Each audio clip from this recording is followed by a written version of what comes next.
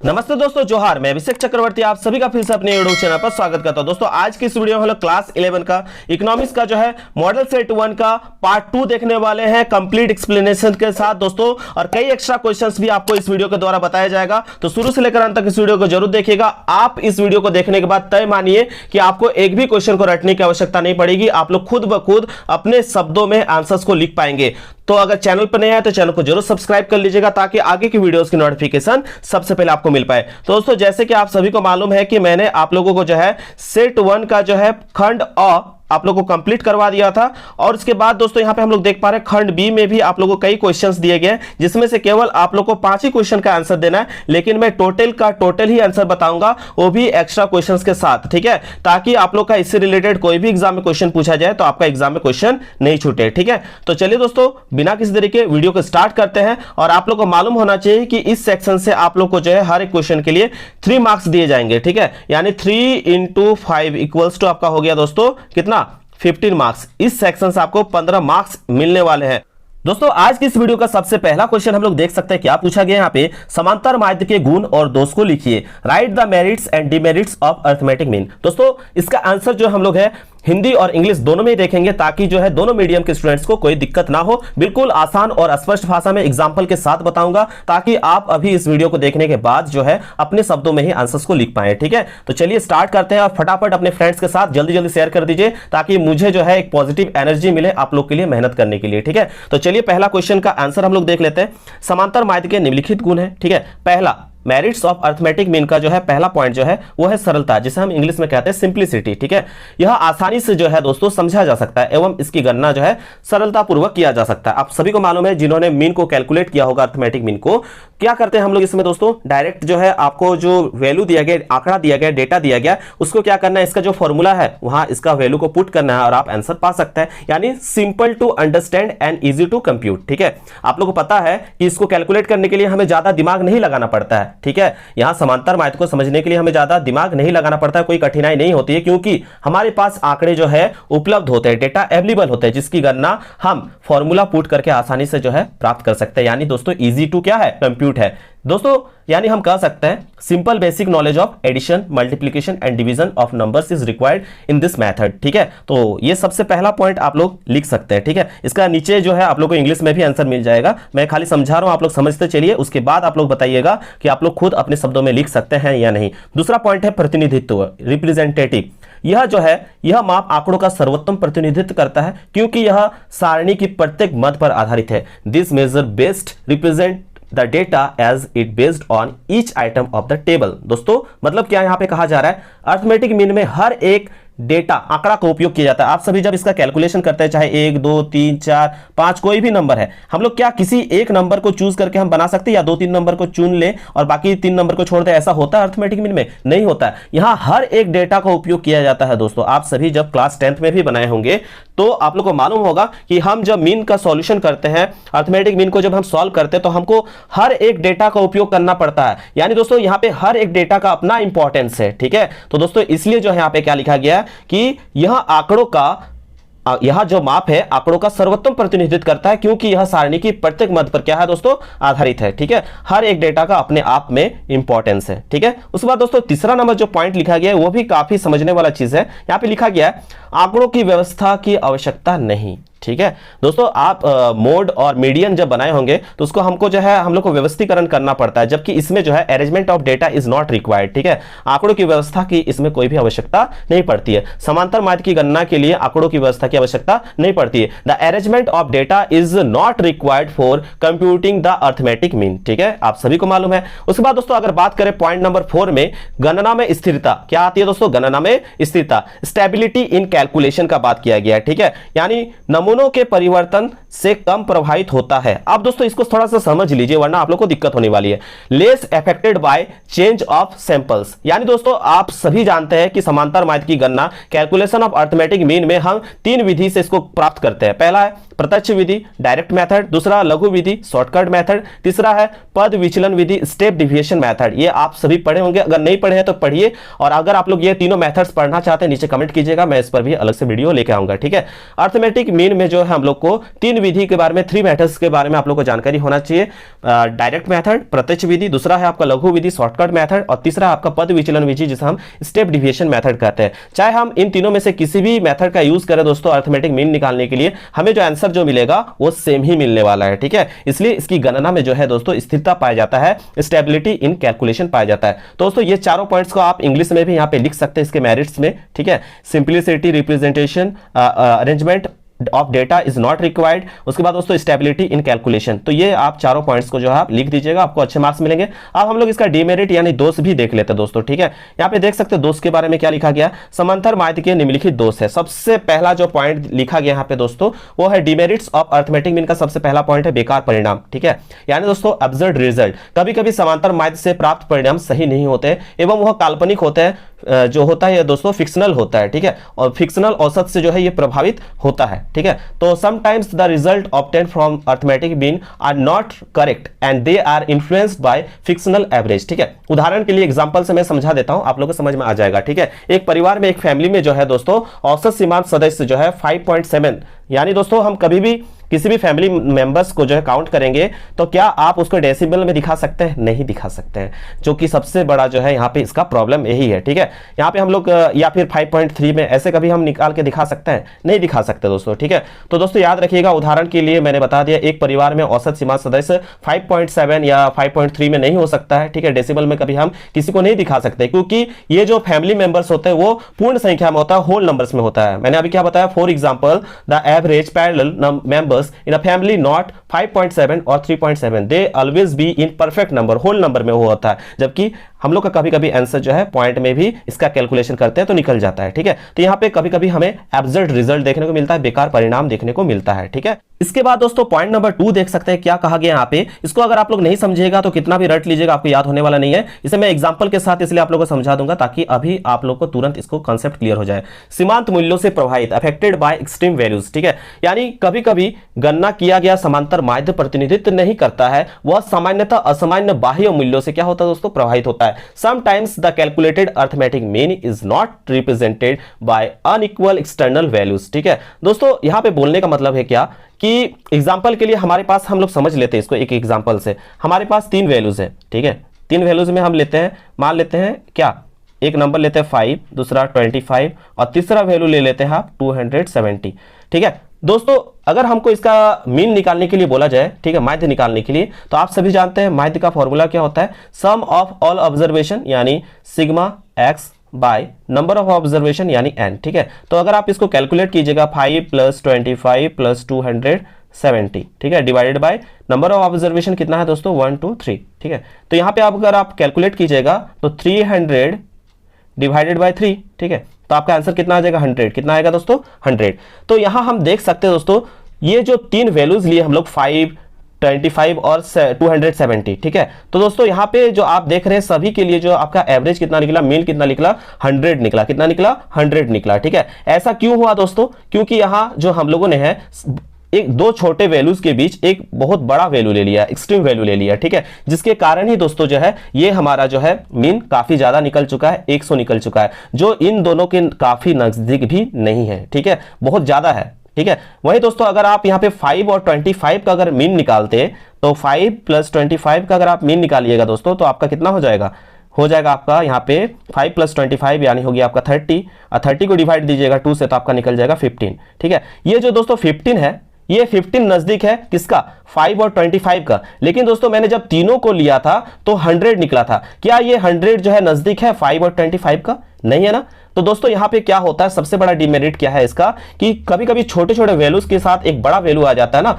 तो यहाँ पे जो है पूरी जो है यहाँ पे हिसाब ही गड़बड़ा जाता है। ठीक है, तो याद रखिएगा दोस्तों, तो हम 15 का एवरेज मान सकते हैं, पर 270 जो है एक्सट्रीम वैल्यू आने की वजह से जो है हमारा मीन क्या हो गया था, 100 हो गया था, जो कि अच्छा रिप्रेजेंटेशन नहीं माना जाता है। यानी इससे पता चलता है कि माध्य जो है यानी मीन वेरी वीक वैल्यू यानी एक्सट्रीम वैल्यू से क्या होता है, इफेक्टेड होता है। यहाँ पे आप लोगों ने देखा ही। ठीक है, मतलब बहुत सारे छोटे छोटे स्मॉल वैल्यूज के बीच अगर एक बड़ा वैल्यू ले लिया जाए तो माध्य क्या हो सकता है, प्रभावित हो सकता है, यानी सीमांत मूल्यों से क्या हो सकता है, प्रभावित हो सकता है, अफेक्टेड बाय एक्सट्रीम वैल्यूज। ठीक है, तो ये इसका सबसे बड़ा डिमेरिट कहा जाता है दोस्तों, याद रखिएगा।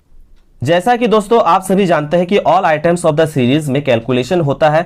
ये इसका मेरिट भी है और ये इसका दोस्तों डिमेरिट भी है। ठीक है दोस्तों, जैसे कि मैं आप लोगों को ज्यादा समझाकर पढ़ा रहा हूं तो आप लोगों को रटने की आवश्यकता नहीं पड़ रही है। ठीक है, ये मेरिट है मेरा भी और आप लोगों का भी। ठीक है, लेकिन बहुत सारे ऐसे स्टूडेंट हैं जो लॉन्ग वीडियो को देख करके क्या करेंगे, वीडियो को देखेंगे ही नहीं। ठीक है, तो लॉन्ग वीडियो बनने के कारण ये मेरा क्या है, डिमेरिट भी है। ठीक है, तो किसी का जो है कुछ अच्छाई उसका खराबी भी बन जाता है। ठीक है, तो इसलिए दोस्तों आप सभी से रिक्वेस्ट होगा, प्लीज अपने फ्रेंड्स को जो कहिएगा, अगर वो लोग कॉन्सेप्ट क्लियर करना चाहते हो तो प्लीज इस वीडियो को ज्यादा से ज्यादा शेयर करें और एक छोटा सा कमेंट करके आप फीडबैक दीजिएगा कि आपको वीडियो कैसा लगा और अगर आप लोग चाहते हैं कि नहीं, क्योंकि मुझे काफी मोटिवेशन मिलता है जब आप लोग इतना प्यार और सपोर्ट करते हैं। तो प्लीज इस वीडियो में सपोर्ट कीजिएगा। ठीक है, तो चलिए मैं चाहता तो दोस्तों आप लोगों को डायरेक्ट भी आंसर बता सकता था, लेकिन ऐसे करने से आप लोग को आंसर रटना पड़ेगा, जो कि आप लोग एग्जाम में डेफिनेटली भूलने वाले हैं। ठीक है, क्योंकि इस एग्जाम में ऑब्जेक्टिव नहीं, आपको जो है आंसर्स को लिखना है दोस्तों। ठीक है दोस्तों, पॉइंट नंबर 3 जो है यहाँ पे, ये जो है पॉइंट नंबर 1 और 2 से ही रिलेटेड है। यहाँ पे हम लोग को क्या लिखना है, समांतर माध्य के रूप में मूल्य ना होना। ठीक है,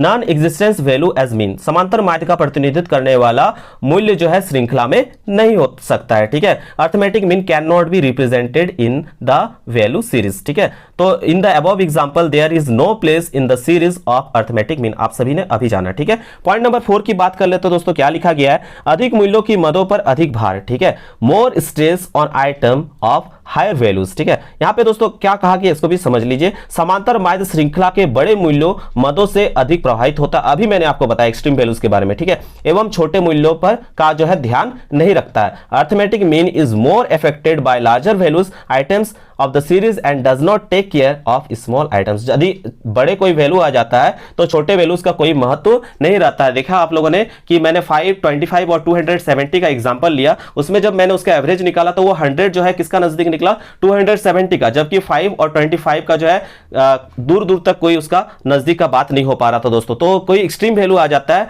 तो जो है छोटे मूल्य का वैल्यू यहां पे नहीं रह पाता है। ठीक है, उस पर ध्यान नहीं दिया जाता है, तो ये इसका सबसे बड़ा डिमेरिट के अंतर्गत ही आता है दोस्तों। अगर आप लोग एग्जांपल समझते जाएंगे ना तो एक ही एग्जांपल से आप 3-4 पॉइंट्स अपने से लिख पाएगा। ठीक है, बशर्ते कि आप लोग ध्यान से सुनते चलिए। पॉइंट नंबर 5 क्या कहा गया, इसको भी समझ लीजिए, अध्ययन द्वारा गणना संभव नहीं। ठीक है, अध्ययन द्वारा गणना संभव नहीं, calculation by observation not possible. ठीक है दोस्तों, इसका मतलब क्या है, समांतर माध्य की गणना गणित के रूप में की जाती है, हम लोग कैलकुलेशन के रूप में इसको रिप्रेजेंट करते हैं। ठीक है, calculation of arithmetic mean is done in the form of arithmetic. ठीक है, यह चयन के रूप में ज्ञात नहीं किया जा सकता, it can not be known as selection. ठीक है, इसे हम लोग ऐसे नहीं, जैसे मोड है, मोड में अगर 1 2 3 अगर मोड निकालते हैं हम लोग, तो मोड में हम क्या करते हैं दोस्तों, जिसका नंबर ज्यादा रहता है उसी को हम क्या मान लेते हैं, सिलेक्शन करके उसको मोड मान लेते हैं। लेकिन क्या यहाँ पे हम लोग किसी तरीके का चॉइस करते हैं या सिलेक्शन करते हैं, नहीं करते हैं। ठीक है, इसमें हमको कैलकुलेशन करना पड़ता है, फॉर्मूला पुट करना पड़ता है। ठीक है, तो calculation of arithmetic mean is done in the form of arithmetic,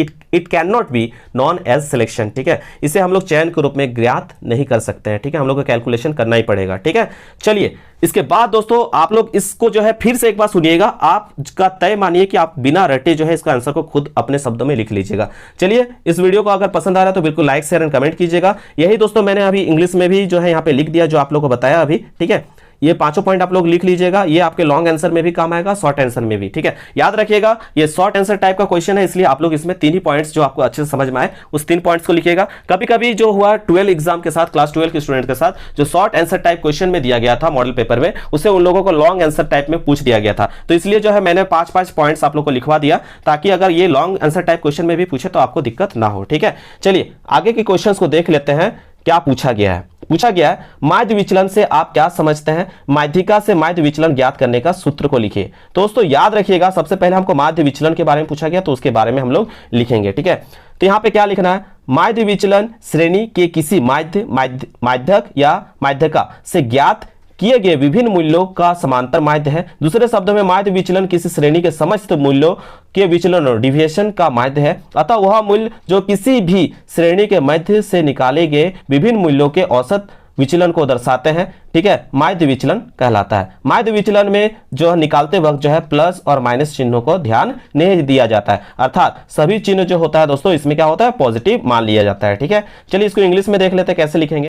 Mean deviation is the arithmetic mean of different values of a series determined from a mean. In other word, mean deviation is the mean of deviation of all the values in a series. Therefore, the value which represents the mean deviation of a different values taken from mean of any series is called mean deviation. While counting mean deviation, the plus and minus signs are not taken account, that is all the signs are taken as positive. ठीक है। अब दोस्तों इसमें पूछा गया, इसका आपका सूत्र पूछा गया है। दोस्तों इसमें जो हम लोग सूत्र को लिखेंगे, इसमें आप लोग जानते हैं कि हम लोग इसको जो है मीन डिविएशन जब हम लोग निकालते हैं मीडियन के थ्रू से आपको निकालने बोला गया। माध्यिका से माध्य विचलन ज्ञात करने का सूत्र पूछा गया। तो इसका 3 सूत्र होता है दोस्तों। तो आप लोग का पहला जो है, अगर आप लोग व्यक्तिगत श्रृंखला में निकालने के लिए बोला जाए इंडिविजुअल सीरीज में, तो मीन डिविएशन फ्रॉम मीडियन अगर निकालने बोला गया है तो आपका जो आप लिखिएगा फॉर्मूला में क्या लिखिएगा दोस्तों, यहां पे लिखना है समेशन बार x माइनस m, ठीक है, समेशन बार x माइनस n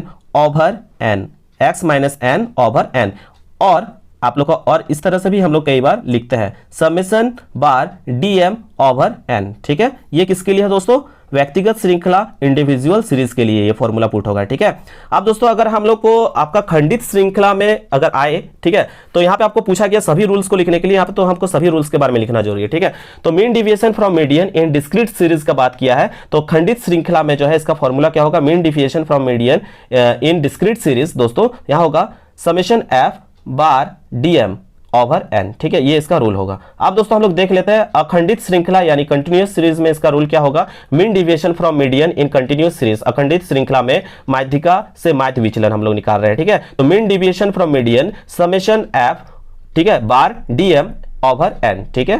तो ये इसका सूत्र होगा। लेकिन दोस्तों यहाँ याद रखिएगा, यहाँ पे वेर dm, यहाँ जो dm लिखा गया है इसमें जो एक m माइनस m होगा, ठीक है। ये जो आप m देख रहे हैं इसका मतलब होता है ये है मिड वैल्यू, ठीक है। ये किसका वैल्यू है दोस्तों, मिड वैल्यू का m है। और जबकि ये किसका है, ये मीडियम का m है, ठीक है। ये किसका है, मीडियन का m है, ये याद रखिएगा, ठीक है। तो ये तीनों फॉर्मूला आपको लिखना है, तभी आपको जो है फुल मार्क्स मिलने वाला है, ठीक है। वरना आपको जो है पूरा मार्क्स मिलने वाला नहीं है। अगर 3 मार्क्स का है दोस्तों तो आपको केवल 1 ही मार्क्स मिलेगा, वो भी ऊपर वाले आंसर्स के लिए, ठीक है, क्योंकि आपने तीनों रूल्स को नहीं लिखा है, ठीक है। इसलिए आप जो है इसका तीनों रूल्स को जो जानना जरूरी है, ठीक है, कि क्या है दोस्तों, मीन डिविएशन फ्रॉम मीडियन का, ठीक है। चलिए अब दोस्तों हम लोग क्वेश्चन नंबर 10 देख लेते हैं। क्या पूछा गया, धनात्मक और ऋणात्मक सहसंबंध को उपरोक्त प्रकीर्णन रेखा चित्र से स्पष्ट कीजिए, ठीक है। Illustrate positive and negative correlation with scattered diagram पूछा गया है। तो इसका आंसर में हम लोग क्या लिखेंगे, प्रकीर्णन रेखा चित्र या विक्षेप चित्र वह चित्र है जो 2 श्रेणियों के बीच पारस्परिक सहसंबंध की मात्रा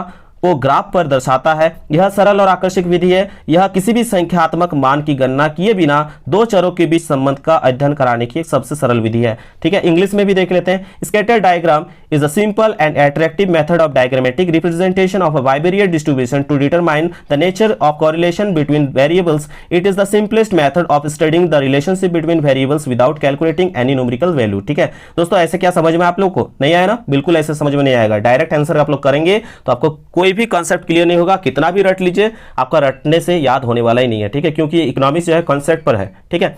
इसको थोड़ा सा मैं आसान भाषा में समझा देता हूं, उसके बाद बताइएगा कि आपको समझ में आया कि नहीं, ठीक है। सबसे पहले तो आप लोग समझ चुके होंगे कि ये ग्राफिकल रिप्रेजेंटेशन है, ठीक है।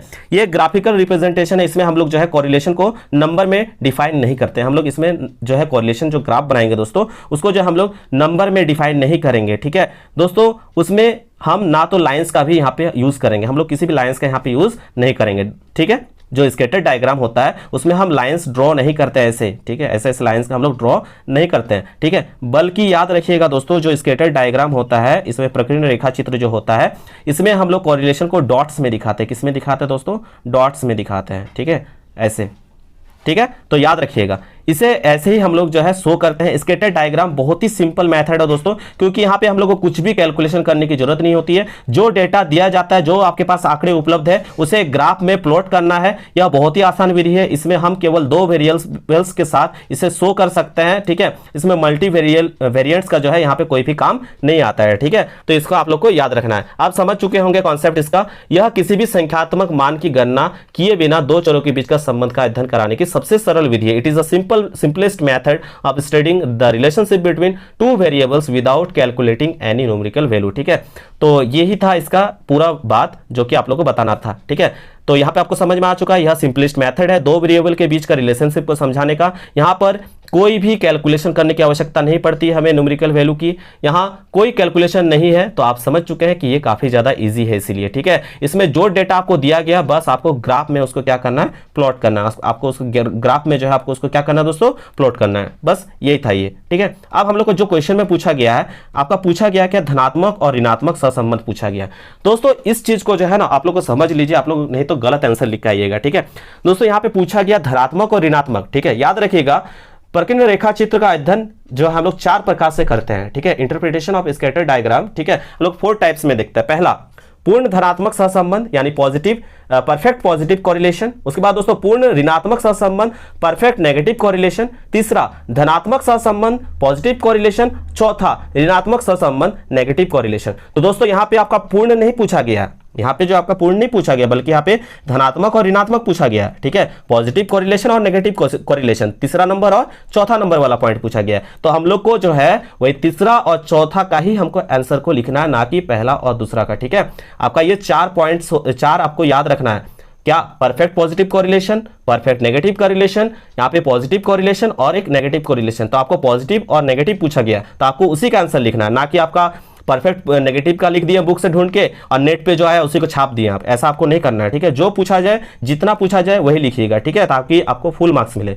तो यहाँ पे जो हमें पूछा गया है धनात्मक और ऋणात्मक सहसंबंध पूछा गया है, यानी पॉजिटिव एंड नेगेटिव कोरिलेशन पूछा गया, तो हम उसी का आंसर देंगे। तो यहाँ पे आप नीचे देख सकते हैं क्या है दोस्तों, मैंने यहाँ पे लिख भी दिया है, प्रकीर्ण रेखा चित्र का धनात्मक और ऋणात्मक सहसंबंध positive and negative correlation of scatter diagram, ठीक है। तो यहाँ पे धनात्मक सहसंबंध यानी दोस्तों यदि अंकित मूल्य जो है बिंदु बाईं ओर के निचले, कहां से दोस्तों, बाईं ओर, आपके बाईं ओर के निचले, ठीक है, देख सकते हैं, बाईं ओर के निचले कोने से दाईं ओर के ऊपर कोने की तरफ उठता हो। कहां से, बाईं ओर से दाईं ओर के ऊपर की कोने की तरफ उठता हो, तो इसे हम सहसंबंध धनात्मक कहलाएगा, ठीक है, यानी यही पॉजिटिव कोरिलेशन आपका कहलाएगा। इंग्लिश में हम लोग क्या लिखेंगे, if marked value rises from the lower left corner to upper right corner then the correlation is said to be positive, ठीक है। देख सकते हैं हम लोग कहां से, बाएं से दाएं ऊपर की ओर, ठीक है, डॉट डॉट में, वो भी लाइन में नहीं दोस्तों। एग्जाम में अगर आप लोग बनाइएगा ना इसको फिगर को, तो आप लोग को जो है फिगर बनाते वक्त आप ध्यान रखिएगा, आपको यहाँ पे मैंने ऑलरेडी बताया स्कैटर डायग्राम में हम लोग लाइन का यूज नहीं करते, हम लोग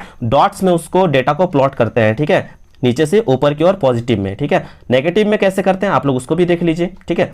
नेगेटिव में जो यहाँ पे सिंपल भाषा में लिखा दिए ताकि आप लोग रटने की आवश्यकता ना पड़े, ठीक है। काफी बड़ा ये टॉपिक है, इसको समझाएंगे तो एक अच्छा वीडियो बन जाएगा लंबा, काफी सारा क्वेश्चंस बताना है, इसलिए मैं थोड़ा शॉर्ट में जितना आप लोग लिखिए आपको एग्जाम में फुल मार्क्स मिल जाए उतना ही आपको बताया जा रहा है, ताकि आप लोग जल्दी याद कर पाए। यहाँ पे हम लोग को लिखना है नेगेटिव में, यदि अंकित बिंदु, क्या लिखे हैं दोस्तों, यदि अंकित बिंदु बाईं ओर के ऊपर उठे वाले कोने से, क्या लिखा गया, बाईं ओर के ऊपर उठे वाले, आप देख रहे हैं बाईं ओर कहाँ है दोस्तों, बाईं ओर, देखिए यहाँ पे बाईं ओर क्या है, ऊपर उठा हुआ है, ठीक है। और उसके बाद दाईं ओर के नीचे वाले कोने की ओर गिर रहा है, यहाँ पे ऊपर उठ रहा था उसके पहले वाला में धनात्मक वाला में, यहाँ ऋणात्मक में देख सकते हैं ऊपर से कहाँ हो रहा है, नीचे की ओर आ रहा है, ठीक है। तो ये क्या कहलाएगा आपका ऋणात्मक सहसंबंध, ठीक है, नेगेटिव कोरिलेशन कहलाएगा। Negative correlation if the marked value fall from the top of the left corner to the bottom of the right corner, bottom of the right corner, ठीक है, then the correlation is said to be negative, ठीक है। तो इस figure को आप लोग dot में दिखा दीजिएगा, ठीक है। फिर से याद रखिएगा एग्जाम में हड़बड़ी में गड़बड़ी नहीं करना है, ये अगर आए तो आप लोग जो है डॉट में दिखाइएगा फिगर को, ठीक है। नेगेटिव कोरिलेशन में हम लोग यहाँ पे देख रहे हैं ऊपर से क्या हो रहा है, नीचे की ओर, ऊपर से क्या, नीचे की ओर, ठीक है, वो भी डॉट्स में दिखाना आपको, ठीक है। तो इस तरह से आप लोग इमेज बना के आप दिखाइएगा तो आपको फुल मार्क्स मिल जाएगा। चलिए आगे क्वेश्चंस को देखते हैं दोस्तों। मैं जो है थोड़ा सा आप लोग के बीच वीडियोस लाने में लेट होता है, थोड़ा अपने भी स्टडी के लिए टाइम देना पड़ता है, तो तय मानिए एग्जाम से पहले तक आप लोग को कई एक्स्ट्रा क्वेश्चंस भी बताया जाएगा और टू द पॉइंट बताया जाएगा, बशर्ते कि आप लोग जो है इस चैनल को थोड़ा सपोर्ट कीजिएगा।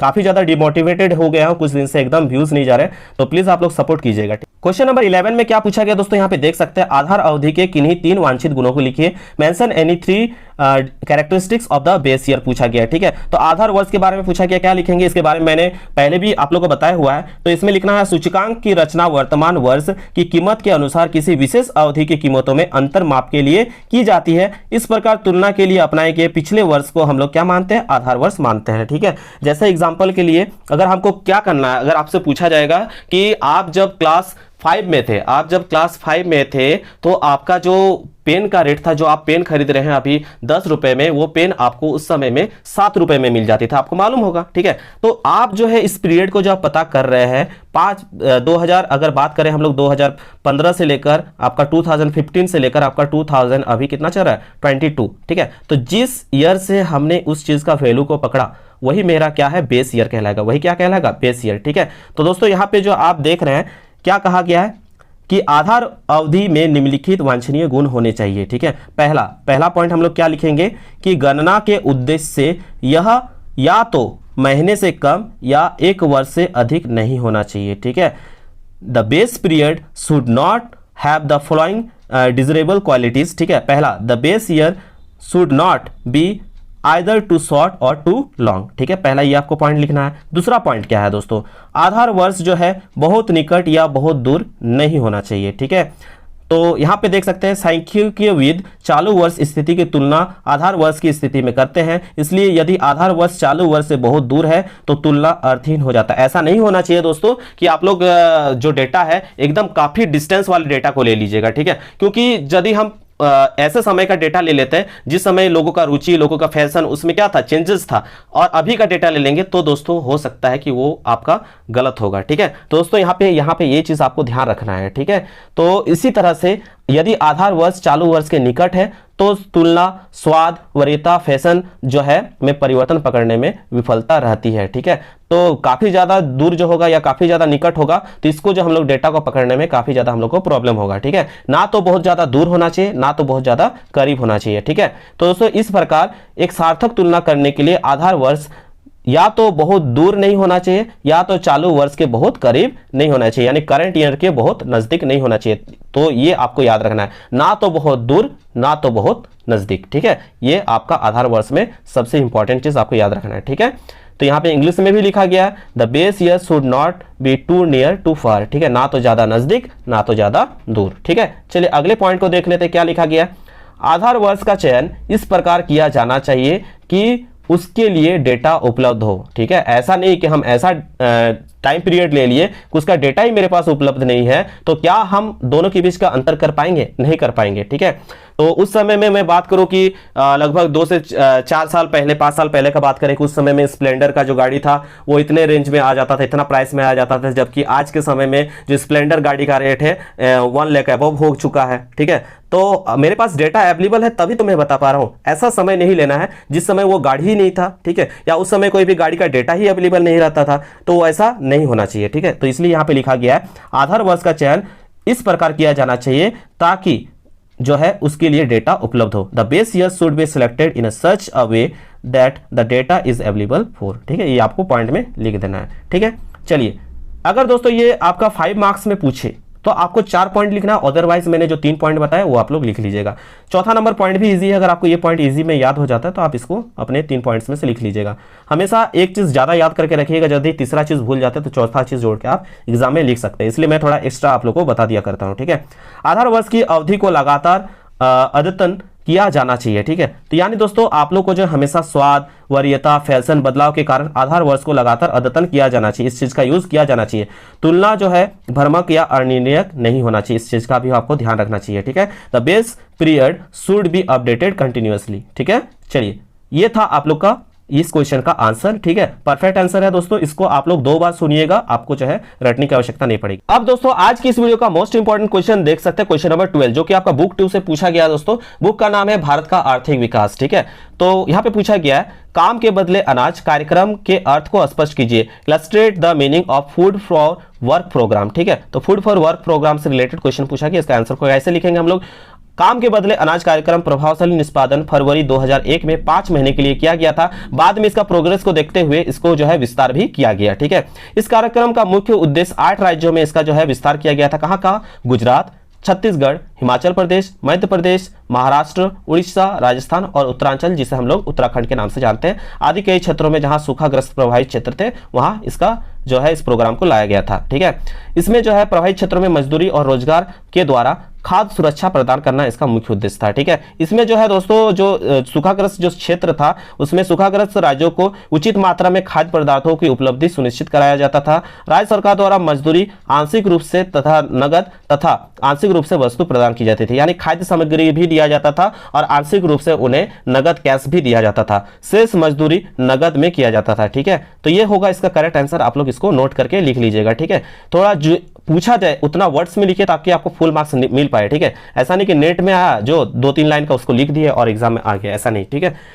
उसके बाद दोस्तों इसको इंग्लिश में भी आप देख सकते हैं, आंसर को वही लिखा गया, आप लोग इसको नोट डाउन कर लीजिएगा। The food for work program was effectively executed for 5 months in February 2021 was later extended. ठीक है, ये भी वही चीज लिखा गया टोटल जो मैंने अभी हिंदी में बताया, तो इसको आप लोग इंग्लिश में नोट डाउन कर लीजिएगा। इसके बाद दोस्तों क्वेश्चन नंबर 13 देख सकते हैं, काफी ज्यादा इंपॉर्टेंट क्वेश्चन है दोस्तों, और ये एग्जाम में आप लोग को डेफिनेटली देखने को मिलेगा, इसलिए यहाँ पे VVI कर लीजिएगा, वेरी वेरी इंपॉर्टेंट। ठीक है दोस्तों, क्वेश्चन नंबर 13 में जो पूछा गया यहाँ पे आप देख सकते हैं, भौतिक पूंजी और मानव पूंजी में कोई 3 अंतर लिखिए। Mention any 3 differences between physical and human capital. ठीक है, तो सबसे पहले जब भी अंतर करते हैं तो क्या लिखते हैं दोस्तों, अंतर का आधार, फिर दूसरा पॉइंट में लिखते हैं भौतिक पूंजी, और यहाँ पे आपका कहा गया जो मानव पूंजी के बारे में। ठीक है दोस्तों, यहाँ पे सबसे पहले हम कोई भी चीज अंतर करते हैं तो यहाँ अंतर का आधार में हम लोग सबसे पहले लिखते हैं मीनिंग। ठीक है, अर्थ। ठीक है, तो इसका मतलब क्या होता है, यह भौतिक वस्तुओं का उत्पादन करती है, उदाहरण के लिए मशीनें, इमारतें। ठीक है, ये सब भौतिक पूंजी कहलाएंगे। ठीक है, लेकिन दोस्तों इनको बनाने के लिए क्या चाहिए होगा, ह्यूमन ब्रेन चाहिए होगा, मानव का दिमाग चाहिए होगा, उनका कौशल चाहिए होगा, तब ये चीजें अच्छी बनेंगी और टिकाऊ बनेंगी। ठीक है, तो यहाँ पे हम लोग लिखेंगे भौतिक वस्तुओं के उत्पादन कौशलता को बढ़ाती है, एग्जाम्पल के लिए ह्यूमन का कौशल, सुविज्ञता आदि। ठीक है, उसके बाद दोस्तों पॉइंट नंबर 2 में लिखेंगे इन्हें बाजार में बेचा जा सकता है। ठीक है, जो भौतिक पूंजी होता है यहाँ पे मशीनें, बिल्डिंग्स और भी कई वस्तुएं जो होंगी उन्हें बाजार में बेच सकते हैं, जबकि आपको मालूम होना चाहिए कि मानव को कभी भी मानव पूंजी को बाजार में बेचा नहीं जा सकता, बल्कि उनके सेवाओं को बेचा जाता है, वो जो सर्विस देते हैं उनको बेचा जा सकता है, लेकिन उन्हें नहीं बेचा जाता है। ठीक है, उसके बाद दोस्तों अगला जो है तीसरा नंबर पॉइंट हम लोग लिखेंगे लाभ। ठीक है, यह केवल निजी लाभ उत्पन्न करती है, यह क्या करती है दोस्तों, केवल निजी लाभ उत्पन्न करती है, जबकि यह निजी तथा सामाजिक दोनों लाभ को उत्पन्न करती है। दोस्तों यहाँ पे केवल प्रॉफिट का, इनका अपना स्वयं का प्रॉफिट होता है, लेकिन दोस्तों यहाँ पे आप जानते हैं अगर एक व्यक्ति कमाएगा तो उससे क्या होगा, ना केवल उसका रोजगार होगा बल्कि उसका परिवार के हर एक व्यक्तियों का पालन पोषण होगा। तो इस तरह से यह निजी तथा सामाजिक लाभ दोनों को क्या करता है, उत्पन्न करता है। ठीक है, ये 3 पॉइंट्स लिख देना, इंग्लिश में भी देख लेते हैं 3 पॉइंट्स। ठीक है, पहला है meaning, it produce material goods, example machines, buildings etcetera. ठीक है, यहाँ पे लिखेंगे it enhance the efficiency of production of material goods, example skills. ठीक है, उसके बाद दोस्तों मार्केट में पॉइंट में देके हम लोग लिख सकते हैं this can be sold in the market. ठीक है, यहाँ पे लिख सकते हैं that they can not be sold in the market, only human services can be sold. उसके बाद दोस्तों तीसरा नंबर पॉइंट में मैंने अभी बताया आप लोगों को, प्रॉफिट, लाभ, it generates only personal profit, जबकि जो ह्यूमन कैपिटल होता है it generates both personal and social benefits. ठीक है, ये आप लोग लिख लीजिएगा। दोस्तों आज की इस वीडियो का मोस्ट इंपॉर्टेंट क्वेश्चन और एक है दोस्तों, क्या पूछा गया, तनुवा परियोजना क्या है स्पष्ट कीजिए। मैंने अभी और एक क्वेश्चन बताया और ये क्वेश्चन, दोनों में से एक क्वेश्चन आपको एग्जाम में जरूर देखने को मिलेगा, ध्यान से सुनिएगा। व्हाट इज तनुवा प्रोजेक्ट, ठीक है, ये पूछा गया, आपको ये स्पष्ट करना है। तो यहां आप लोग आंसर में क्या लिखिएगा, तनुवा का मतलब पहले क्या होता है आप लोग समझ लीजिए, TANWA, इसका फुल फॉर्म क्या होता है, तमिलनाडु वुमेन इन एग्रीकल्चर। ठीक है, तो दोस्तों तनुवा एक परियोजना का उदाहरण है जहां ग्रामीण महिलाओं ने गैर कृषि कार्यों में रोजगार की खोज की है। दोस्तों आप सभी जानते हैं अधिकतर गांव के शहरों में अभी जो स्किल इंडिया चलता है, मेक इन इंडिया चलता है, उसके तरह जो है गांव की जो महिलाएं होती है, कोई अगरबत्ती बनाने का काम करती है, कोई जो है आपका मास्क बनाने का काम कर रहा था कोविड की सिचुएशन में आप लोगों ने देखा, कोई सिलाई कढ़ाई का काम करती है। तो उसी तरह से जो है वहां की महिलाओं ने जो है गैर कृषि रोजगार की खोज की थी। तमिलनाडु में महिलाओं ने नवीनतम कृषि तकनीकों का प्रशिक्षण देने के लिए तनुवा, ठीक है, परियोजना का प्रारंभ किया गया था। महिलाएं जो है संचित बचत का प्रयोग करके परिवार जो है वहां की पारिवारिक कुटीर उद्योग की गतिविधियां, जैसे आपका मशरूम का खेती, साबुन, गुड़िया बनाने आदि अनेक प्रकार के आय बढ़ाने वाले कार्यों को क्या कर रही थी, प्रोत्साहित कर रही थी। तो ये इसका करेक्ट आंसर होगा दोस्तों, और कई बार एग्जाम में ये क्वेश्चन पूछा गया, तो आप लोग इसको अच्छे से नोट डाउन कर लीजिएगा। ठीक है, जितना पूछा जाए उतना लिखेगा, एकदम शॉर्ट में आंसर को लिखेगा दोस्तों, तो आपको फुल मार्क्स मिलने वाला नहीं है, ठीक है। तो इसलिए जितना पूछा जाए अच्छे वर्ड्स में बना के इसको लिखेगा, आंसर को करेक्ट आंसर लिखेगा। दोस्तों इसका आंसर आप हम लोग इंग्लिश में भी देख लेते हैं, क्या लिखेंगे। Tanwa is an example of project where rural women have found employment in non agricultural work. A project name Tanwa has been started to train women in Tamil Nadu in the latest agricultural techniques. Women activities of a family cottage industry using accumulated savings, for example mushroom cultivation, soap and doll making etc. are encouraging many types of income generating activities। तो ये आप लोग का answer में लिख देना है। तो दोस्तों काफी इजी वे में आप लोग आंसर्स को लिख सकते हैं इस तरह से। तो दोस्तों इस तरह से हम लोगों ने जो है सेक्शन बी का टोटल क्वेश्चंस को सॉल्व कर लिया। दोस्तों आपका जो इस सेक्शन से 15 मार्क्स कंफर्म हो चुका है। तो प्लीज इस वीडियो को ज्यादा से ज्यादा शेयर कीजिएगा, लाइक कीजिएगा और कमेंट करके अपना फीडबैक दीजिएगा, ताकि मुझे मोटिवेशन मिल पाए और मैं आप लोगों के लिए और भी बेहतरीन वीडियोस ला पाऊं। दोस्तों नीचे कमेंट करके बताइएगा कि आप लोगों को किस किस सब्जेक्ट का चाहिए, इकोनॉमिक्स का क्या बाकी के सीरीज में मैं ऐसे लाऊं या डायरेक्ट आंसर बताऊं, नीचे कमेंट करके जरूर बताइएगा। तो आशा करते हैं दोस्तों आज का वीडियो आप सभी को पसंद आया, अगर पसंद आया तो बिल्कुल लाइक शेयर एंड कमेंट करना ना भूलें। तब तक के लिए दोस्तों धन्यवाद, जय हिंद, वंदे मातरम।